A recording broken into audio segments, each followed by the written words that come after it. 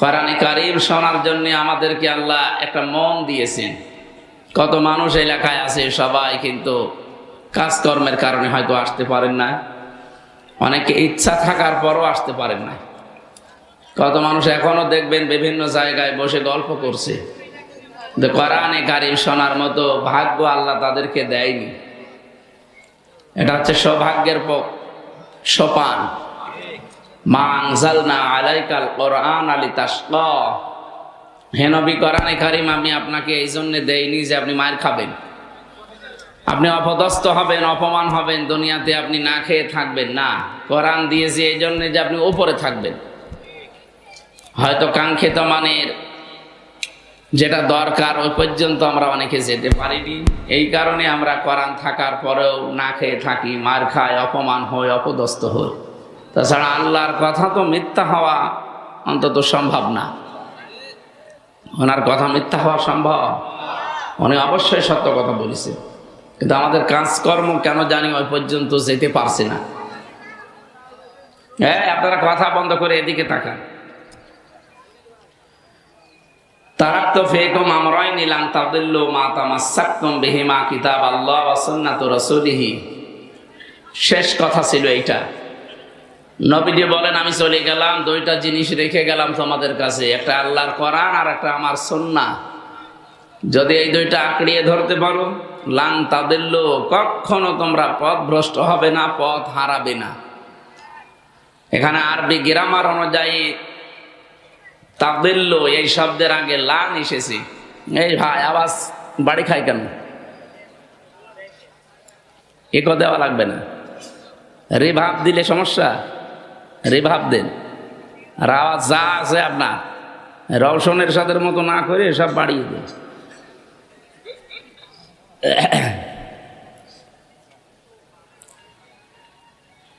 যেহেতু বিশ্বনবী মুহাম্মদুর রাসূলুল্লাহ দুইটা জিনিসের নাম বললেন আর গ্যারান্টি দিলেন কখন তোমরা পথ হারাবে না। আজ আমরা পথ হারিয়ে ফেলেছি। তামাম দুনিয়ায় 257টা রাষ্ট্র, যেখানে আমরা মুসলিম আছি কম বেশি, সেখানে অপদস্থ, অপমান, মার খাচ্ছি। তাহলে নবীর এই হাদিস অনুযায়ী, এই আয়াত অনুযায়ী আমরা হয় ঠিক পথে চলতে পারছি না, অথবা তাদের কথা মিথ্যা। আল্লাহ এবং রাসূলের কথা মিথ্যা হওয়া সম্ভব না। ওমান আসদাকু মিনাল্লাহি কিলা। আল্লাহ বলেন, আমার চাইতে সত্য কথা কেউ বলে না। আর পৃথিবীতে যত কথা আছে সবচাইতে সত্য কথা আল্লাহর পরে রাসূলের কথা। সুবহানাল্লাহি ওয়া বিহামদিহি। এই জন্য হাদিস, মান ক্বালা বিহি সাদাকা, যারা কোরআন দিয়ে কথা বলে দুনিয়ায়, তারা সত্য কথা বলে। পৃথিবীতে যাদের কথার আগে পরে কোরআনের নিয়ম নীতি নেই, কোরআন দিয়ে বলতে পারে না, আপনি বিশ্বাস করে নেবেন যে ওর ভেতরে ভেজাল আছে। প্রশ্ন আসতে পারে, ও জানে না তাই বলে না। ও জানে না কেন? ও যে জানে না এটা ওর অপরাধ। কথা বোঝেন? বহু মানুষ আমরা কিন্তু এই দেশে এই ফতোয়া জারি করেছি যে আমি জানি না তাই মানি না। আপনি জানেন না কেন? আমি কি মায়ের পেট থেকে জেনে এসেছি? আমি যদি জানতে পারি, আপনি জানবেন না কেন? সুতরাং এই অজুহাত আর চলবে না যে জানি না তাই মানি না। আপনাকে জানাও ফরজ, মানাও ফরজ।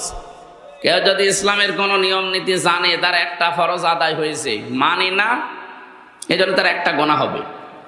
কিন্তু একলা লোক জানেও না, মানেও না, ও জানার ফরজও আদায় করেনি, মানার ফরজও আদায় করেনি, ওর গুনাহ হবে কয়টা? বলেন বলেন। আপনি যদি এই মুসলমানের মাথায় একটা বাড়ি দেন, আপনার একটা গুনাহ হবে। আর এই হিন্দু লোকের মাথায় বাড়ি দেন, ডবল গুনাহ হবে।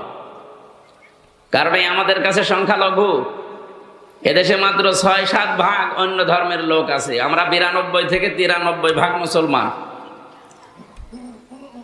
একদিকে ওনার মাথায় বাড়ি দিলে একটা জুলুমের গুনাহ হবে, আর একটা হচ্ছে আমানতের খেয়ানতের গুনাহ হবে। কথা বুঝতেছে?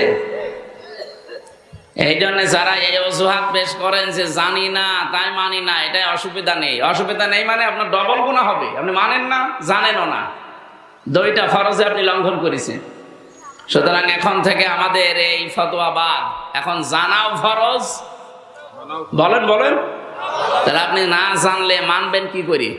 আর জানার জন্যই তো বিভিন্ন পরিবেশ দরকার। আজকে তার ভেতর একটা বহু নিয়ম নীতি আমরা না জানার কারণে মানুষ আমাদের ভেতরে চালিয়ে দেয়, ধর্ম বলি, ইসলাম বলি, আমরা জানি না। তাই আমরা যদি জানতাম ওগুলো যে ইসলাম না, আমরা তাহলে জানার পরে ছেড়ে দিতে পারতাম।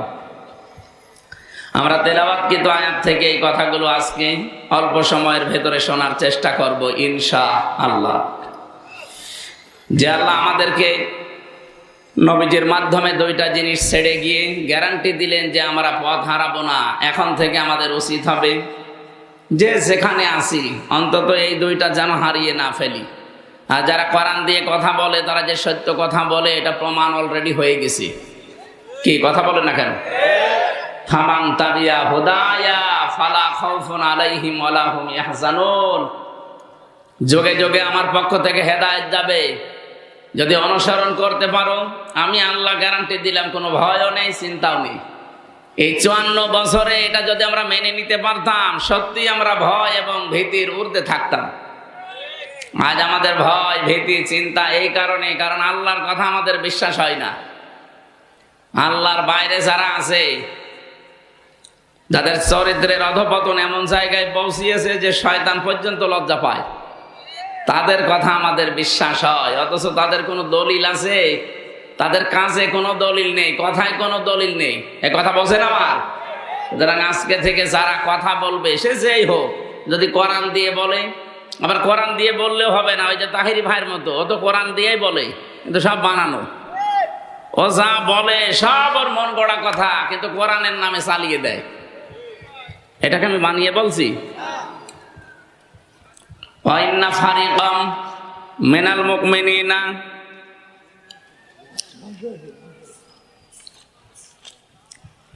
আল্লাহ রাব্বুল আলামিন জানিয়েছেন, ওয়াইন্না মিনহুম লাফারিকান ইয়ালবুনা আলসিনাতাহুম বিল কিতাবি লিতাহসাবুহু মিনাল কিতাবি ওয়া মা হুয়া মিনাল কিতাব ওয়া ইয়াকুলুনা হুয়া মিন ইনদিল্লাহি ওয়া মা হুয়া মিন ইনদিল্লাহ ওয়া ইয়াকুলুনা আলাল্লাহিল কাযিবা ওয়া হুম ইয়ালামুন। সূরা আলে ইমরানের ৭৮ নম্বর আয়াতে আছে, খুব ভালো করে মিলাবেন। এই সিনাইদা বিশেষ করে শৈলকুপার জন্য আয়াতটা খুব দরকার। ওয়াইন্না মিনহুম লাফারিকান ইয়ালবুনা আলসিনাতাহুম বিল কিতাব। হে নবী, তাদের ভেতরে অনেক মানুষ এমন আছে যারা বক্তা, আলোচক, যারা কথা বলতে পারে। এই দল এমন একটা দল, তারা বের হয় কি করে আপনি জানেন? ইয়ালবুনা আলসিনাতাহুম, তারা তাদের জিহ্বায় রং লাগায়। তার মানে রং ঢং দিয়ে, সাজগোজ করে, সুর সার দিয়ে এমন ভাবে কথা বলে মনে হচ্ছে যে কিতাবের কথাই বলছে। লিতাহসাবুহু মিনাল কিতাব, মানুষেরা ধারণাও করে যে মনে হয় কোরআনের কথাই হবে। ওয়া মা হুয়া মিনাল কিতাব, অথচ এগুলো একটাও কোরআনের কথা নয়। ওয়া ইয়াকুলুনা, তারা এই কথাও বলে, হুয়া মিন ইনদিল্লাহ, এগুলো আল্লাহর পক্ষ থেকে সব নাযিল হয়েছে। ওয়া মা হুয়া মিন ইনদিল্লাহ, এগুলো একটাও আল্লাহর পক্ষ থেকে আসে নাই। ওয়া ইয়াকুলুনা, তারা যা বলে, আলাল্লাহিল কাযিবা, আল্লাহ সম্পর্কে যা বলে এগুলো সব মিথ্যা কথা বলে। ওয়া হুম ইয়ালামুন, অথচ তারা কিন্তু এটা জানে যে আমরা মিথ্যা বলছি। আপনি এখানে না বুঝলেও স্যার বুঝবে। আল্লাহর নামের সাথে অন্য কোন নাম কেউ যদি জুড়ে দেয়, তার ডবল শাস্তি হবে কিয়ামতে। এটা সূরা ফুরকান 19 নাম্বার পারার 4 নাম্বার পৃষ্ঠার 13 নাম্বার লাইনের 78 নাম্বার আয়াত, এটা না 68 নাম্বার আয়াত, প্রথম অংশে আছে, আল্লাযীনা লা ইয়াদউনা মা'আল্লাহি ইলাহান আখার। খুব ভালো করে মিলাবেন। আল্লাহ পাক বলেন, রহমানের যে বান্দা, তাদের 12টা গুণ দুনিয়ায় পাওয়া যাবে। তার ভেতরে একটা গুণ এই, তারা কখনো আল্লাহর সাথে অন্য কাউকে ডাকবে না। এই যে মা'আল্লাহি ইলাহান আখারা, আল্লাহকে ডাকে কিন্তু পাশাপাশি অন্য কাউকে তার সাথে জুড়ে দেয়। আমি নাম ধরে বললাম আপনাকে শিক্ষা দেওয়ার জন্য, বোঝার জন্য। বলেন তো, এই যে মাওলানা তাহিরি সাহেব, উনিও তো জিকির করে আল্লাহর, আটরশির ময়দানে ওরাও জিকির করে আল্লাহর, কিন্তু পাশাপাশি এমন এমন নাম জুড়ে দেয়, কি আলী বাবা, কেল্লা বাবা, ফতে বাবা, খাজা বাবা, এগুলো বলে না বলেন? তাহলে আয়াত অনুযায়ী কি ওই মানুষগুলো আল্লাহকেও ডাকে, পাশাপাশি অন্য কাউকে যারা জুড়ে দেয় জিকির হিসাবে, ইউদাআফ লাহুল আযাব, আল্লাহ বলেন এদের শাস্তি হবে ডবল। তাহলে এদেরকে যদি আল্লাহ শাস্তি, ওরা কি জানে না এই আয়াত? ওরা নিজেদের দরবার, নিজেদের পেটের কারণে এই কাজগুলো ওরা ধর্ম বানিয়ে নিয়েছে। রং ঢং দিয়ে জহব্বা উলট পালট করে সুর সার দিয়ে মনে হচ্ছে হ্যাঁ এ কোরআনের কথাই হবে। আপনি দেখেন সূরা আলে ইমরানের ৭৮ নম্বর আয়াতটা পুরাপুরি মিলে যাচ্ছে না এরকম বক্তাদের সাথে, এরকম পীরদের সাথে? এক কথা বলে না কেন? মনে হয় যে না, এ যত সুন্দর করে সুর সার দিচ্ছে এমন হয় কোরআনের আয়াতই হবে। আর সাধারণ মানুষও তো এরকম, আরবিতে গালি দিলেও মনে করে হয় দোয়া করছে। আমি মাওলানা রুহুল আমিন ভাই একটা গল্প বলছিল আমার, দেখ ইমাম সাহেব সুদের বিরুদ্ধে ওয়াজ করেছে, মসজিদের সভাপতি সুদ খায়। সুদ মানে উনি ওই টাকা ছেড়ে রাখে, টাকা আসে, এই সুদ তো আর শৈল্ক পায়নি।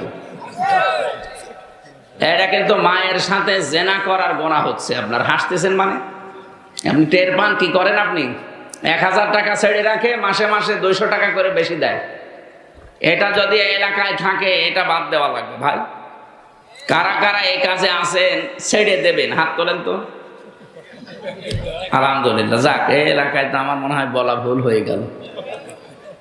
সত্যি কি এলাকায় সব নেই না? হ্যাঁ, আপনি লজ্জা পান কোন কারণে? কিসের লজ্জা আপনার? কোন ও নেই, ঠিক আছে। যাক এই এলাকাটা এখনো যে ভালো আছে আলহামদুলিল্লাহ।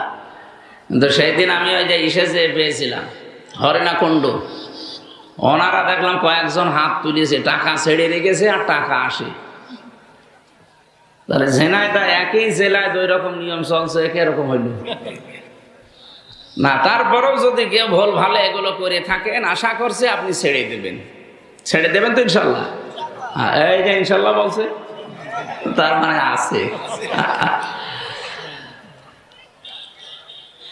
আমার ভাইরা, সুদ খাওয়া, ঘুষ খাওয়া, জেনা ব্যভিচার করা, উলট পালট করে আপনি কামাই করছেন।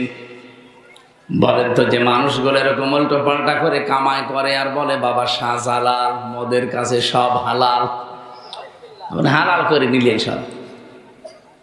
যেটা বলতে চাচ্ছিলাম এই হাদিস দিয়ে, বিশ্ব নবী মুহাম্মদ রাসূলুল্লাহ সাল্লাল্লাহু আলাইহি ওয়াসাল্লামের উম্মত আমরা যারা দাবি করছি, নবীজি এই পৃথিবীতে আসার পরে যতগুলো কাজ নিষেধ করেছিলেন তার ভেতরে কিন্তু এই সুদ একটা।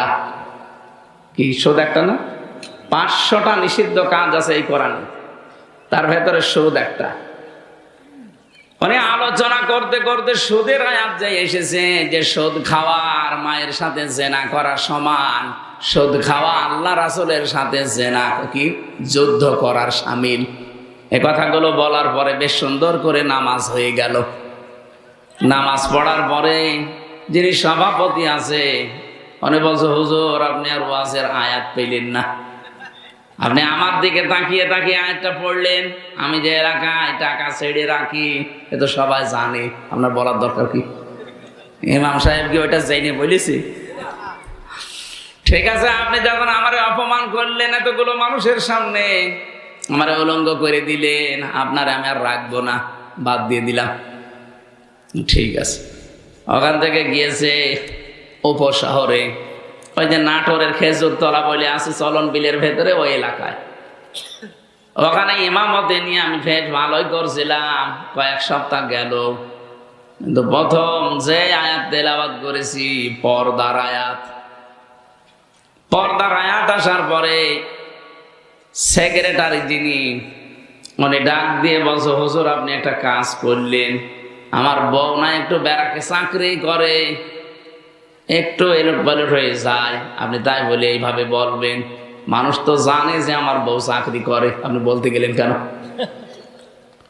আপনি যখন আমার মান সম্মান রাখলেন না, আপনাকেও রাখবো না, বাদ দিয়ে দিয়েছি। বলছে এখন আমি আর শহরে উপশহরে কোনো জায়গায় থাকবো না, এমন এক গ্রামে যাবো যারা আরবি বোঝে না। ওই চলন বিলের ভেতরে এক গ্রামে নামাজ পড়িয়েছে, ভালোই বয়ান করেছে, একেবারে সরসার দিয়ে কথা বলার পরে উনি জমান নামাজে তেলাওয়াত করেছে সূরা ইয়াসিন, কয়েকটা আয়াত, ইয়াসিন আল কোরআনিল হাকিম। তেলাওয়াত করার পরে নামাজ শেষ হয়ে সবাই বলছে না ইমাম সাহেব ভালোই আছে, এর গলা খুব সুন্দর, কণ্ঠ ভালো, এইটাই লাগবে। কিন্তু ক্যাশিয়ারের মন খারাপ, ডাক দেয়া বলো হুজুর আপনি কি সূরা পড়লেন? কেন? ইয়াসিন পড়েছি। আপনি একটা কাজ করলেন, এই মসজিদের সভাপতির নাম ইয়াসিন আর ওর বাপ মরে গেছে, তার নাম হাকিম। আপনি তো বললেন ইয়াসিন আল কোরআনিল হাকিম। আমি তো ক্যাশিয়ার, আপনাকে টাকা দেব, আমার নামে কোনো সূরা নেই, আমি আপনার নামে সূরা পাবো কোথায়? আপনার নাম তো বাবর মিয়া, বাবর মিয়া নামে কোনো সূরা আছে?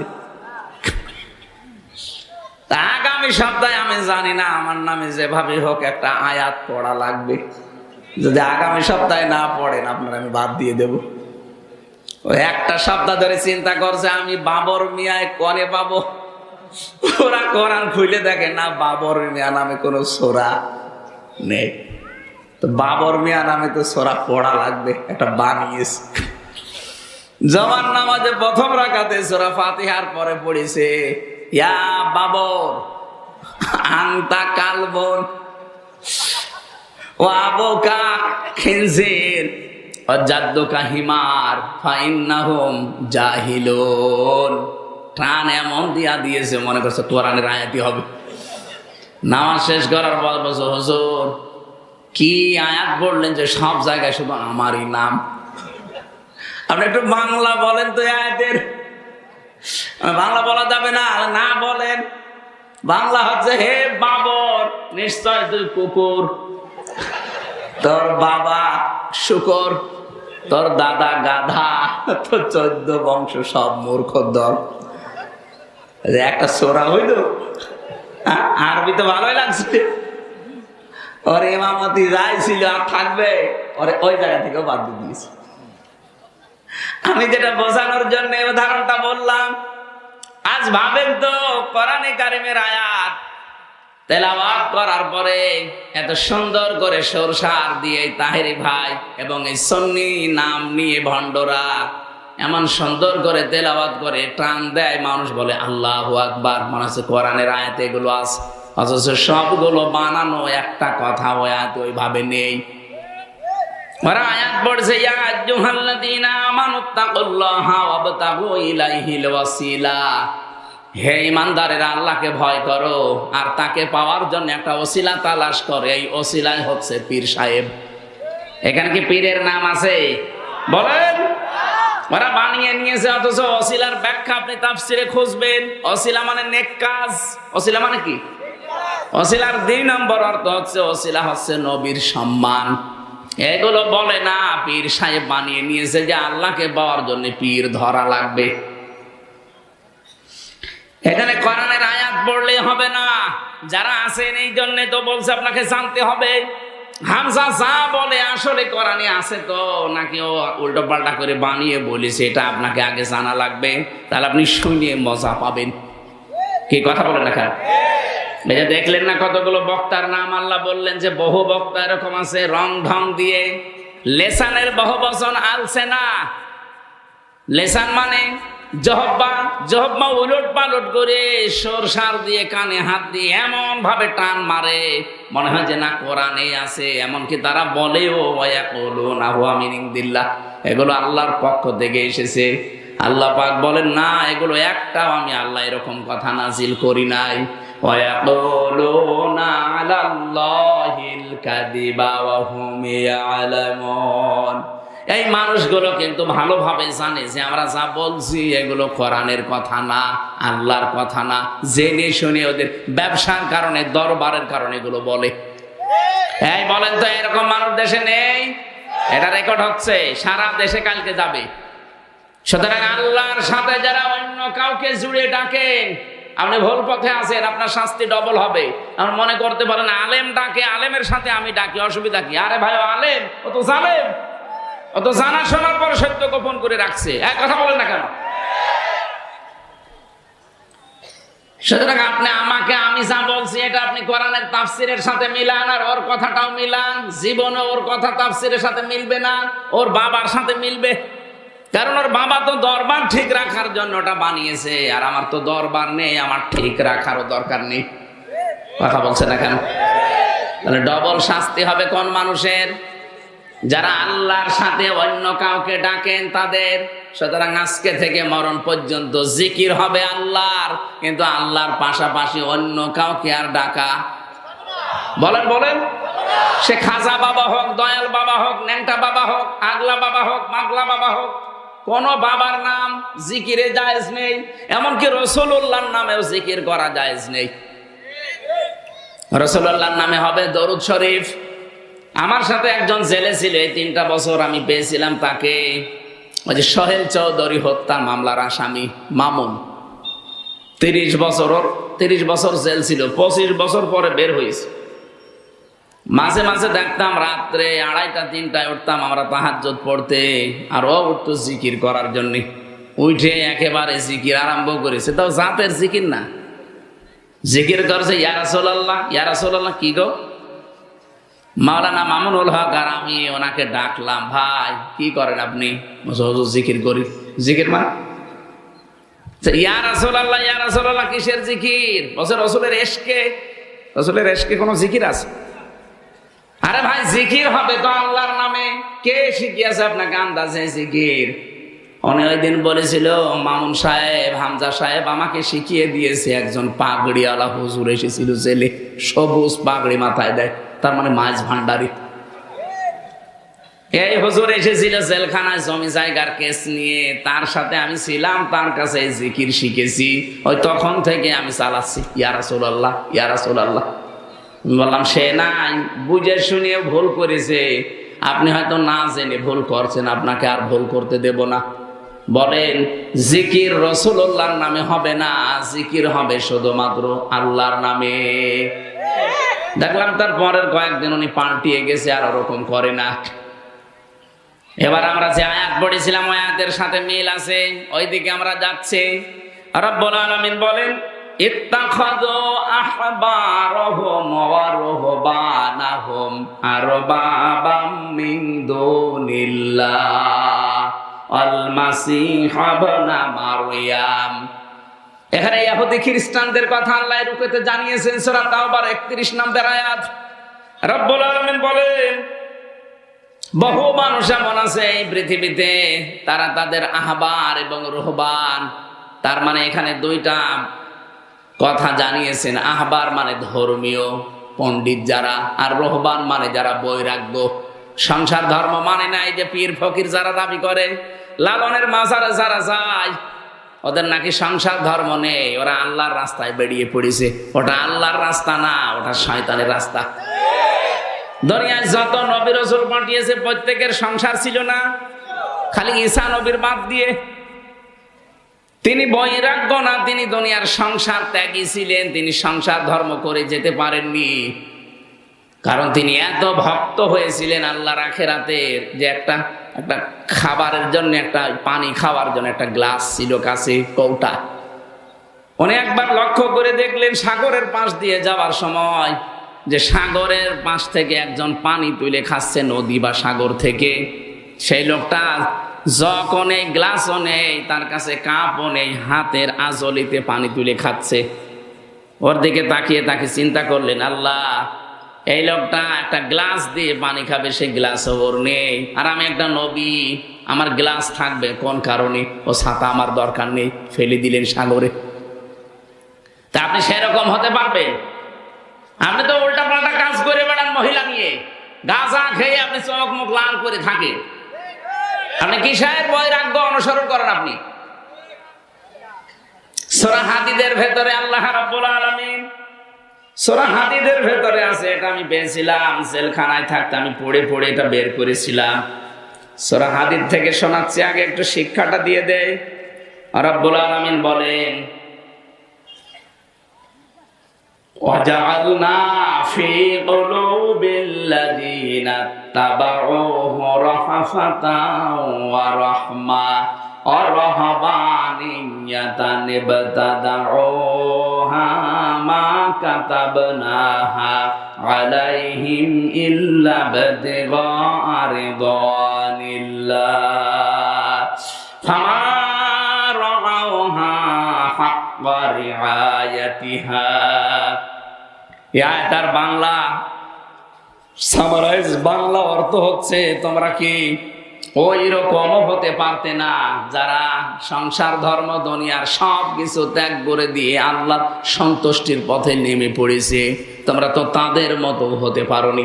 যদিও আল্লাহ এটা উৎসাহ দেননি যে তাদের মতো হও, আল্লাহ আমাদেরকে জানাতে চেয়েছিলেন এটা যে তোমরা যদি তাদের মতো হতে, তাও তো একটা কথা ছিল, তোমার চরিত্র ঠিক নেই, রাত হলে তোমার চরিত্র একরকম, দিনের বেলা আর একরকম মনে হয়। মানুষ অনেকে দেখে যে মনে হয় দুনিয়ার কোনো ধান্দাই নেই, অথচ তোমার যে গোনার পাল্লা কেউ না জানলে আমি আল্লাহ কিন্তু জানি।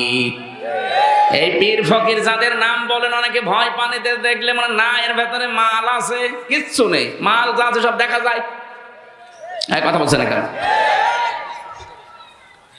লালনের মাজারে একবার যে দেখি রাত 9:30টার দিকে একটা উলঙ্গ, প্রায় একেবারে অর্ধ উলঙ্গ, সব শেষ, ওর শরীরে কিচ্ছু নেই, ওরে দুধ খাওয়াচ্ছে একদম গ্লাসে করে। কি করেন? হুজুরে আল্লাহর ওলি, এর ভেতরে মাল আছে। মাল যা আছে সব তো দেখা যাচ্ছে, নতুন মাল দেখাও। এ মাল তো সবার আছে, এ মাল সবার নেই, ওই মালই দেখাচ্ছে, তো ও মাল হলো। ওদের চরিত্র ঠিক ওই রকম। সম্মানিত মা বোন যারা এসেছেন, কখনো এই শয়তানদের বিশ্বাস করবেন না। নবীজি আয়াত পড়ার পর একটা হাদিস বলছিলেন, রহবান তাদের ধর্মীয় গুরুদেরকে, তাদের ধর্মের আলেমদেরকে, বিশেষ করে ভণ্ড আলেমদের কথা এখানে আছে। আর যারা সংসার বৈরাগী, এই মানুষগুলোর কাছে তোমরা তো রব মেনে তাদেরকে চলো, তারা যে হুকুম দেয় সেইটাই তোমরা করো, অথবা ঈসা ইবনে মারিয়ামকে তোমরা রব বানিয়ে ফেলেছো। সাহাবীরা বললেন, হুজুর আপনি আয়াতটা যে শোনালেন, কই আমাদের জীবনে আমরা তো এরকম আলেমদেরকে, ধর্মীয় পণ্ডিতদেরকে, পীর সাহেবদেরকে, সংসার বৈরাগী যারা, তাদেরকে তোমরা রব মানি না। রব মানো না মানে? তারা যদি কোনো কিছু বলে যে এটা করো, তোমরা কি করো না? বলে হ্যাঁ করি। তারা যদি নিষেধ করে এটা করো না, তোমরা কি ছেড়ে দাও না? বলে হ্যাঁ তো করি। তো এইটাই তো রব মানা। রব মানে কি? ওনার আদেশ মানা লাগবে, ওনার নির্দেশ নিষেধ ছেড়ে দেওয়া লাগবে। সুতরাং আপনি কোনো কিছু মানতে হলে আগে দেখবেন যে লোকটা নিষেধ করছে এর পেছনে আল্লাহ এবং রসুলের কোনো দলিল আছে কিনা। যারা দরবারে গেলে বলে যে এমন বাবার মুরিদ আমি, নামাজ কালাম লাগে না, এটাকে আল্লাহ রাসূলের সাথে যায়। আরো জোরে বলেন। আরে ভাই, শৈলকুপা থানার বহু জায়গায় এগুলো চলছে, এই কারণে আমি বলছি। মনে করছেন হুজুর কিছু জানে না? বহু জায়গায় এরকম ভণ্ডামি চলছে। রব্বুল আলামিন বলেন, ওমা উমিরু ইল্লা লিয়াবুদু ইলাহা ওয়াহিদা। এই পৃথিবীতে তোমাদেরকে আদেশই দেওয়া হয়েছে যে ইবাদত যদি করতে চাও, কার করবা? ইলাহা ওয়াহিদা, একজন ইলাহ, লা ইলাহা ইল্লাহু, তিনি ছাড়া কোনো ইলাহ নেই। ইলাহ মানে কি? ইলাহ 4টা অর্থ আছে। 1 নাম্বার ইলাহ মানে মাবুদ। মাবুদ মানে ইবাদত পাওয়ার যোগ্য। ইবাদত পাওয়ার যোগ্যতা শুধুমাত্র আল্লাহর আছে, আর কারো নেই। এই জন্য ইবাদতের ক্ষেত্র যখন আসবে, ভাই এবং বোনেরা, এই এদিকে তাকান, ভাই এবং বোনেরা সবাইকে বলছি, ইবাদতের ক্ষেত্রটা যখন আসবে, দুনিয়ায় কারো কথা আর মানা যাবে না, কারণ ইবাদত সব লিমিট করা আছে। কেউ যদি বলে এই যে জোহরের নামাজ 4 রাকাত, আর একটু বেশি করে 5 রাকাত পড়ে, পারবেন? বলেন বলেন। কারণ ইবাদতটা লিমিট করা আছে। নামাজ পড়াও যেমন ইবাদত, নামাজ ছেড়ে দেওয়াও কি? নামাজ ছেড়ে দিয়ে ইবাদত না? যখন মাথার উপরে সূর্য থাকে, যখন সূর্য ওঠে, যখন ডোবে, এই 3 সময় নামাজ না পড়া ইবাদত। তাহলে ইবাদতটা বুঝতে হবে।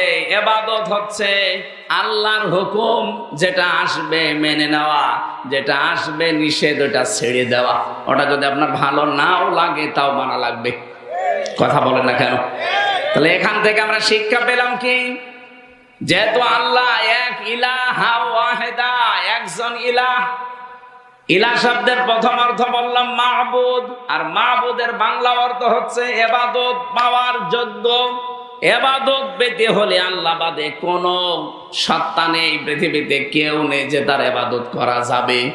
ইবাদতের বাংলা অর্থ কি বলেছি বোঝা গেছে, যে আল্লাহর নিষেধ আল্লাহর আদেশ এই দুইটা মেনে চলার নাম ইবাদত। সুবহানাহু আম্মা ইউশরিকুন, আল্লাহ পবিত্র, তার সাথে কাউকে শিরিক করবা না। পীর ফকির দিয়ে, ধর্ম ব্যবসায়ী দিয়ে, আজ হাজারো সন্ন্যাসী দিয়ে এগুলো ইসলামকে ধ্বংস করার জন্য অনেক কাফের মুশরিক, বিশেষ করে খ্রিস্টান আর ইহুদিরা এদেরকে লাগিয়ে দিয়েছে। এই 15.5 বছরের দিকে তাকান, এই শিরিককারী, বেদাতকারী, কুফরিকারী, সর্বরে সুন্নি নাম নিয়ে এই আলেমগুলোর কোনো সমস্যা ছিল না দেশে। তাদেরকে বাতিলরা আরো টাকা পয়সা দিয়ে ওরস শরীফ করিয়েছে, নওরোজ শরীফ করিয়েছে, ইসালে সাবাব করিয়েছে। ওই আলেমের মতো আর একজন আলেম যারা কোরআনের তাফসীর করে সেগুলো 144 ধারা জারি করেছে। তার মানে ওদেরকে চালাচ্ছে অবশ্যই বাতিল এবং জালেমরা। তাদের টার্গেট এই যে তারা আল্লাহর পথ থেকে মানুষকে দূরে সরিয়ে রাখবে। আল্লাহ পাক বলেন ইউরিদুনা, তারা চায় আইয়াতফিউ নূরাল্লাহি বিআফওয়াহিহিম। ওরা মনে করেছিল যে সেভাবে হোক আল্লাহর এই নূর, এই কোরআন, এই ইসলাম আস্তে করে দুনিয়া থেকে লিভে যাবে। ওয়ায়াবাল্লাহু ইল্লা আইয়ুতিম্মা নূরা, কিন্তু না, আমি আল্লাহ, আমার একটা সিদ্ধান্ত আছে যে আমার নূর, আমার ইসলাম আমি দুনিয়ায় জ্বালাবই। ওয়ালাউ কারিহাল কাফিরুন, যদিও কাফেরদের কাছে এটা মন খারাপ হবে। আমার মনে হচ্ছে আয়াতটা বাংলাদেশে 100 ভাগ মিলে গেছে। জালেমরা তো চেষ্টা চালিয়েছে, অনেক ভণ্ড পীরকে, ধর্ম ব্যবসায়ীকে, অনেক মাজার আলাকে এই কাজে লাগিয়ে দিয়েছিল সুন্নির নাম নিয়ে। নিজেরা করছে একদিকে, এদেরকে ইসলামের একটা লেবাস পরিয়ে, মুখোশ পরিয়ে লাগিয়েছে। এরা নতুন নতুন ইসলাম বের করতো, এদের কোনো সমস্যা ছিল না। আরো বাতিলরা এদেরকে টাকা পয়সা দিয়ে অর্থনৈতিক সাপোর্ট করতো। বলেন তো, ইসালে সাওয়াবে বাধা হয়েছে বাংলাদেশে, আপনি পেয়েছেন? বলেন না কেন? ওরস শরীফে বাধা হয়েছে কেন? নওরোজ শরীফ হয়, খসরোজ শরীফ হয়, গোসল শরীফ হয়, কোন জায়গায় বাধা নেই। একটাই কারণ সেখানেও তো কোরআনের কথা, হাদিসের কথা, নবীজির কথাই বলা হবে, বাধা নেই কেন? আর আমরাও কোরআনের কথা, হাদিসের কথা, নবীজির কথা বললে 44 ধারা জারি করে দাও। পার্থক্য এইটাই, জালেমরা খুব ভালোভাবে জানে যে আমরা যা করছি আল্লাহর নূরকে ধ্বংস করার জন্য, এরা একই কাজ করছে, শুধু লেবাস পরে। হ্যাঁ বলেন। কিন্তু হামজা যেটা করছে, আল্লামা সাইদি যেটা করছে, এটা যদি জনগণ জেনে ফেলে, তাহলে আমরা যে অবৈধ চেয়ারে আছি, এ চেয়ার থাকবে না। কারণ তাফসীর মানে খুলে ফেলা। তাফসীর মানে কি? একটা আবরণ দিয়ে ঢাকা আছে, আবরণটা তুলে ফেললে আপনি দেখতে পারবেন যে কি আছে ভেতরে। তাফসীর যারাই করে তারা সমাজ, পরিবার, রাষ্ট্রের বিভিন্ন অসঙ্গতিগুলো তুলে ধরে যে এটা ইসলাম না, এটা ইসলামের নামে বানানো, এটা জুলুম, এটা কুফরি, এটা শিরিক, এটা বেদাত। তখন ওই মানুষগুলো যারা নিজেরা এগুলো তৈরি করে ব্যবসা করে খায়, ওই মানুষগুলো চিন্তা করবে জনগণ তো জেনে ফেলবে যে আমি কয় নাম্বার। তখন ওরা বাধা দেয় যে এখানে রাজনীতি হবে, এটা বন্ধ করে দাও। গত বছর ঠিক এই কায়দায় বন্ধ করে দিয়েছে। এইটা এই কথা বলছে না কেন? আমি আসার পর আমাকে ঘর দিয়ে দিল, বলতে দিল না। অথচ ওই জায়গায় আমার মনে হয় যদি কোনো দরবারওয়ালা, মাজারওয়ালা, কোনো সুন্নি তাহেরি ভাই আসতো, বাধা না বলতো, বলেন, ও এসে নাচানাচি আরম্ভ করতো। কথা বলুন। এই জন্য যত ষড়যন্ত্র করেছে জালেমেরা, কাফেরেরা, মুশরিকেরা, ধর্ম ব্যবসায়ীরা, মুখোশধারীরা, জীবনও সফল হতে পারবেন না। ওয়ায়াবাল্লাহু ইল্লা আইয়ুতিম্মা নূরা, আল্লাহ বলেন আমার নূর আমি জ্বালাবই, এটা আমার সিদ্ধান্ত। আল্লাহ যদি কোনো সিদ্ধান্ত নেয় বাস্তবায়ন হবে না। আরো জোরে বলেন। এই জন্য মা বোন যারা এসেছেন, কোন পীর ফকির ভণ্ড যারা এই সংসার বৈরাগী নাম নিয়ে মুখোশধারী যারা আছে ওদেরকে বিশ্বাস করবেন না। কিসের পানি পড়া নিতে যান আপনি? পর্দা করা আপনার জন্য ফরজ, আর ওই পানি পড়া নিয়ে আপনার জন্য ফরজ। যদি কিছু লাগে আপনি সূরা ফাতিহা নাস ফালাক পড়ে নিজে পানি পড়ে খাবেন, ওইটাই আর উপকার হবে। পর্দার বিধান লঙ্ঘন করে চলে যাচ্ছেন শৈলকুপা বাজারে, কোন ভণ্ড কোন দিক থেকে বের হয়েছে। আরে ভাই, সারা জীবন আপনি এক জায়গায় করলে একটা ফরজের দাম পাবেন। পর্দার বিধানটা লঙ্ঘন করে চলে গেলেন, স্বামীর কথা ছেলের কথা না মেনে। ওখানে যে কত রকমের উলট পালট কাজে আপনাকে জড়িয়ে পড়তে হয়, সর্বশেষ ধাক্কা ধাক্কি হয়। এই কথা বলছে না কেন?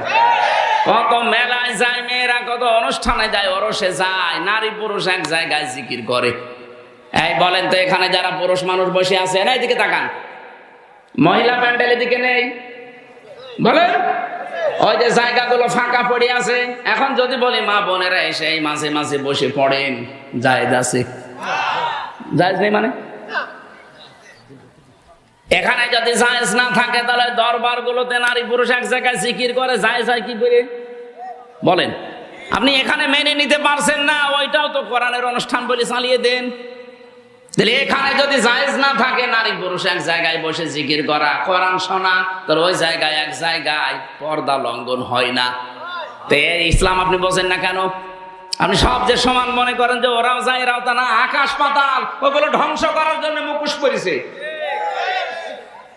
আল্লাহ বলেন আমার নূর আমি জ্বালাবো, আল্লাহ কিন্তু জ্বালিয়ে অলরেডি দিচ্ছে। কথা বলেন, এদেশে কোরআনের নূর জ্বলবে। মানুষের ভেতরে যে চেঞ্জ, যে পরিবর্তন আসতেছে আমরা দেখতে পাচ্ছি। মানুষ কিন্তু অনেক পরিবর্তন হয়ে গেছে। এখন আগস্টের 5 তারিখের আগে যে চশমা ছিল, চশমা এখন আর নেই, খুলে গেছে। কথা বলেন। এই জন্য মা বোনদেরকে বলবো, আপনার যদি খুব অসুবিধা বেশি হয়, এই পীর ফকির এই মুখোশধারী ভণ্ড এই দরবার গুলোতে যাবেন না। আপনি নিজে সূরা ফাতিহাটা শুদ্ধ করে পড়েন, আপনার স্বামীকে দিয়ে পড়ান, সূরা নাস ফালাক পড়েন। যদি জিন ভূত পরি এরকম কোনো কেউ তাবিজ মাবিজ করে থাকে, কোনো অসুবিধা নেই, এগুলো কাটানো কোনো ব্যাপারই না। এগুলো কাটানোর জন্য 2টা সূরা আল্লাহ দিয়েছেন, নাস আর ফালাক। নবীকেও মানুষ জাদু করেছিল, নবীজি কাটিয়েছিলেন এই 2টা সূরা পড়ে। নবী যদি কাটাতে পারে, আমরা উম্মত হয়ে কাটাতে পারবো না? কোন কারণে ফরজ বিধান লঙ্ঘন করে ওই পীরের কাছে যাবেন আপনি? আজকে থেকে এই সিদ্ধান্তগুলো পাল্টান। আপনার ছেলে ভয় পেয়েছে অথবা জিন ভূত লেগেছে, কোনো অসুবিধা নাই, আয়াতুল কুরসি পড়বেন নিজে, শুদ্ধ করে পড়ে সূরা ফাতিহা পড়ে একবার ফু দিয়ে দিন, এটা জায়েজ আছে। কিন্তু পীরের কাছে যে আপনি বসে আছেন, আপনার মুখ খোলা, মাথার চুল খোলা, আরো বাকিগুলো আমি বললাম না, এই যেন উল্টাপাল্টা কাজ হয়ে যাচ্ছে। ফরজ বিধান পর্দা লঙ্ঘন হয়ে যাচ্ছে। আপনারা ফু দিলে কাজ আরো হওয়া দূরের কথা, ফরজ বিধান লঙ্ঘন হওয়ার কারণে আপনার আযাব আরো বাড়বে। এই জন্য যারা চেষ্টা চালিয়েছেন, কিয়ামত পর্যন্ত আপনারা পারবেন না। এদেশে ইসলামের আলো জ্বলবেই, কারণ এই সিদ্ধান্ত কার?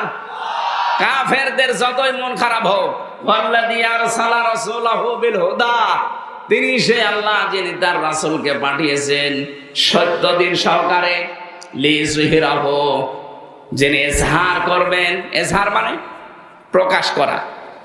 কিন্তু কোরআনে কারিমের এই শব্দটার ব্যাখ্যা আমি পেয়েছি, নবীজি বলেন মান কোরআন কোরআনা ফাস্তাজহারাহু, যে ব্যক্তি কোরআন পড়ে আর কোরআনকে ইজহার করার চেষ্টা করে, তার মানে কোরআনে কারিমকে বিজয় করার জন্য চেষ্টা চালায়।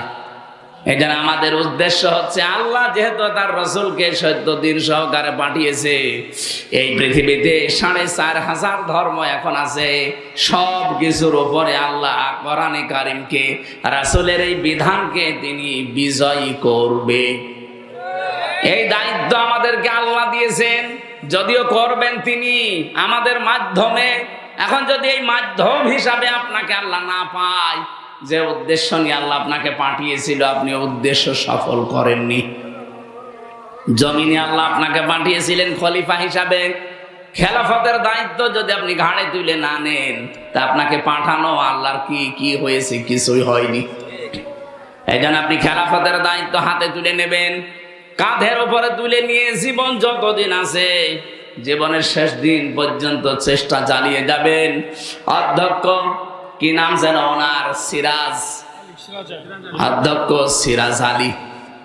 আমি শুনেছি লোকটার জীবনী, অল্প কিছুদিন সময় শুনেছি, আমি জেলে যাওয়ার আগে তার কথা শুনেছি। এই লোকটার মতো আপনার চেষ্টা থাকা লাগবে জীবনের শেষ দিন পর্যন্ত, কি করে আল্লাহর জমিনে আল্লাহর বিধানগুলো খেলাফতের দায়িত্বের মাধ্যমে পালন করা যায়। ওয়ালাউ কারিহাল মুশরিকুন, আল্লাহ পাক বলেন যদিও মুশরিকদের এটা খারাপ লাগবে, যারা শিরিক করে তাদের মন পাওয়া যাবে না। ইয়া আইয়ুহাল্লাযীনা আমানু, হে যারা ঈমানের দাবি করো, ইন্না কাসীরাম মিনাল আহবারি ওয়ার রুহবানি লা ইয়াকুলুনান নাস লা ইয়াকুলুনা আমওয়ালান নাসি বিল বাতিল। হে ঈমানদারেরা, অনেক ধর্ম ব্যবসায়ী আছে, মুখোশধারী আছে শয়তান, এরা আহবার এবং রুহবান, এরা বৈরাগ্যের নাম নিয়ে, পীর ফকিরের নাম নিয়ে, দরবেশের নাম নিয়ে জনগণের সম্পদগুলো তারা অবৈধভাবে শরীয়তের নাম বলে খায়। ওয়ায়াসুদ্দুনা আন সাবিলিল্লাহ, আল্লাহর পথ থেকে তারা মানুষদেরকে দূরে সরিয়ে রাখে। এই যে আমি বলছিলাম না, ওদের উদ্দেশ্য এইটা, কি করে মানুষকে ধর্ম থেকে, ইসলাম থেকে, আসল কাজ থেকে দূরে সরিয়ে রাখা যায়। বিভিন্ন উলট পালট নাম দিয়ে ওরা মানুষকে দূরে সরিয়ে রাখার চেষ্টা চালাচ্ছে। সারা বাংলাদেশের 48,000 পীর, প্রায় সবারই উদ্দেশ্য এইটাই। শয়তান ওদেরকে ব্যবহার করে এইভাবে, আল্লাযীনা ইয়াকনিজুনা আয-যাহাবা ওয়াল ফিদ্দাতা ওয়া লা ইউনফিকুনাহা ফি সাবিলিল্লাহ ফাবাশশিরহুম বিআযাবিন আলীম।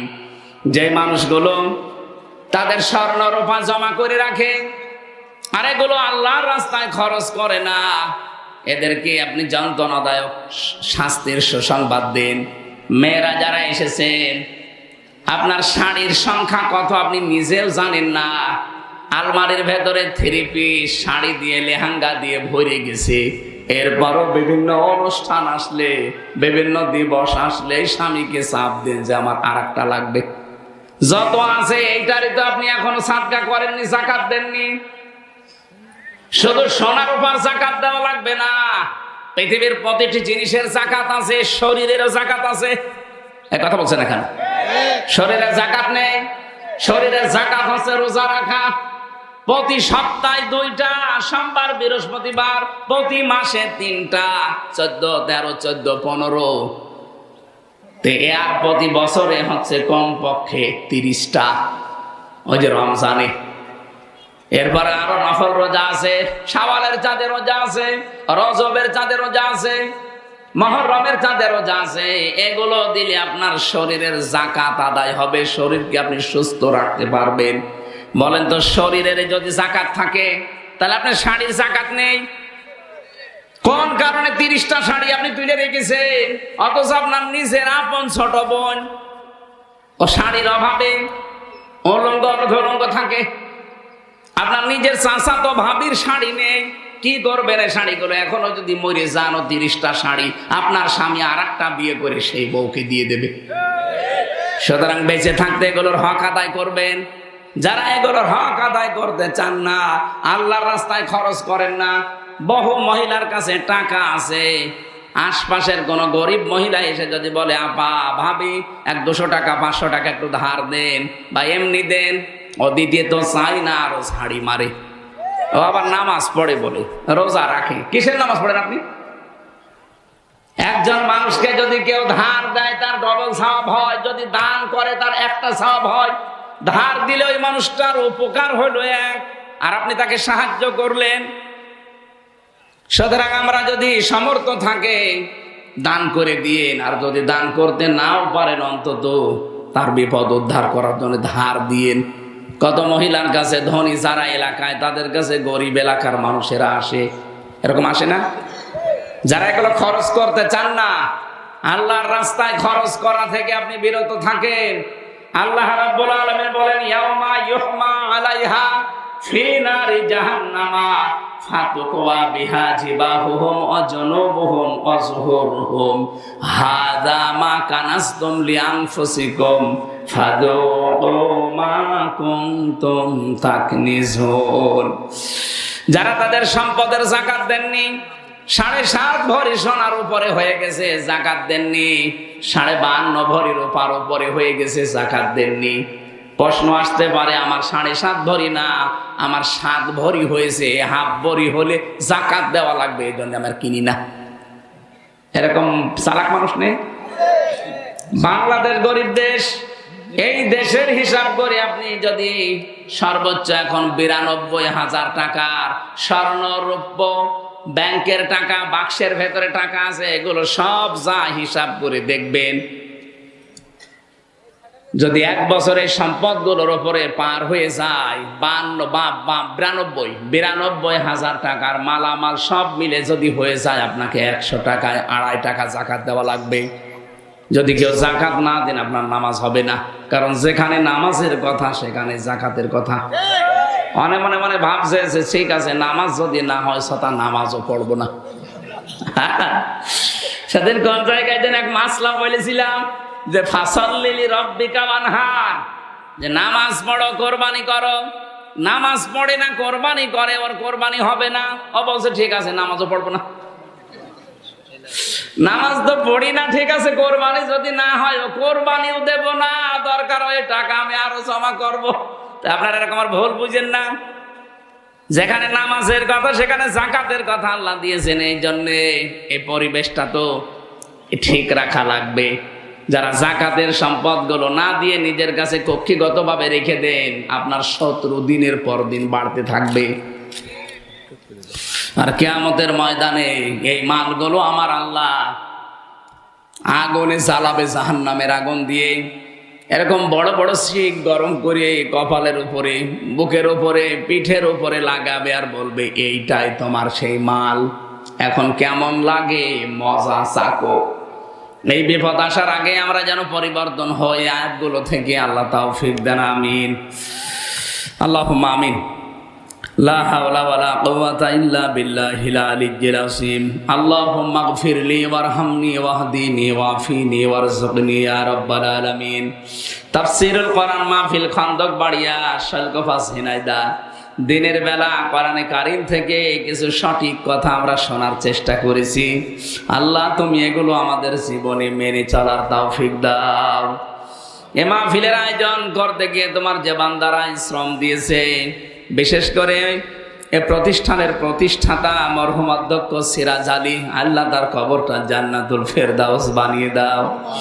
যার মাধ্যমে এসেছি মেহেদি হাসান, আল্লাহ তার বাবা মরহুম তাসের আলী, তার কবরটাকেও তুমি জান্নাত বানাও। যারাই এই মাইক দিয়ে, সামিয়ানা দিয়ে, স্যাটেলাইট দিয়ে সৌন্দর্য বৃদ্ধি যারা করেছে গ্রামের ভেতরে, আল্লাহ তাআলা যেভাবে এগিয়ে এসেছে তোমার রহমত তার দিকে ওইভাবে এগিয়ে দাও।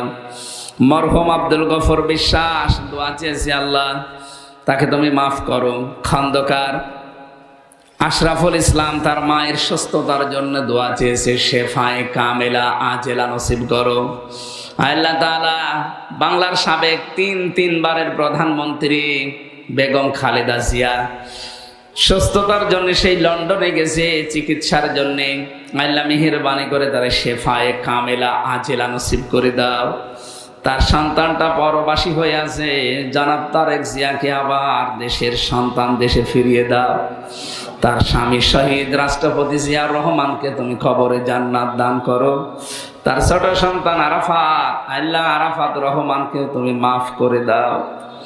এ মাহফিলের জন্য কত মানুষ কত চেষ্টা করেছে বিভিন্ন কায়দায়। অনুষ্ঠানটা ছোট্ট, তাতে কি সবাই যারা এসেছে দূর দূরান্ত থেকে, আল্লাহ এদেরকে এদের মনের আশাগুলো পূরণ করো।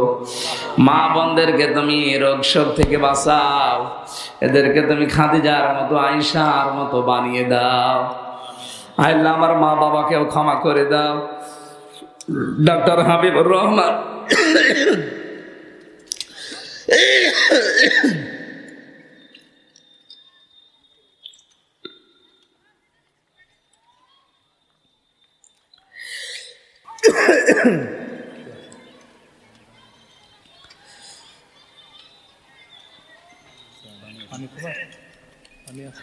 যত মানুষ আমরা এখানে এসেছি, আল্লাহ আমাদের জীবনটাকে তুমি কবুল করো। এলাকায় মাটির নিচে যত মানুষ হয়ে আছে, কবরগুলো তুমি জান্নাতুল ফেরদাউস বানিয়ে দাও। প্রশাসনের ভাইদেরকে তুমি কবুল করো। আমরা অনেকে অসুস্থ, আল্লাহ তুমি শেফায়ে কামেলা আজেলা দান করো। ইসলাম নিয়ে, কোরআন নিয়ে, দিন নিয়ে যারা ষড়যন্ত্র করছে, বিভিন্ন মুখোশধারী এই শয়তানদের হাত থেকে আমাদেরকে বাঁচাও আল্লাহ। যে কথাগুলোই বলেছি তুমি বোঝাতে চেয়েছো কি, আমিও চেষ্টা করেছি বোঝানোর, এদেরকে বোঝার তৌফিক দাও। আলহাজ আলফাজ উদ্দিন আল্লাহ পারে গোলামকেও তুমি কবুল করো। হাজি আরজান ভাই সহ, হাজি জামাল উদ্দিন চেয়ারম্যান সহ যত মানুষ আমরা হাত ধরেছি, আমাদের জীবনটাকে তুমি তোমার কুদরতের হাতে তুলে নাও। এনায়েতুর রহমান অসুস্থ হয়ে দোয়া চেয়েছে, এই মসজিদের তোমার ঘরের সভাপতির দায়িত্ব তাকে তুমি দিয়েছো, অসুস্থ হয়ে আছে, শেফায়ে কামেলা আজেলা নসিব করে দাও। আল্লাহ তাআলা আমরা মাজলুম মানুষ, আমরা অসুস্থ মানুষ, তোমার নবী জানিয়েছে মাজলুমের দোয়া তুমি ফেরত দাও না। যা বলতে চেয়েছি আল্লাহ তুমি কবুল করে নাও। আলহামদুলিল্লাহি রাব্বিল আলামিন। লা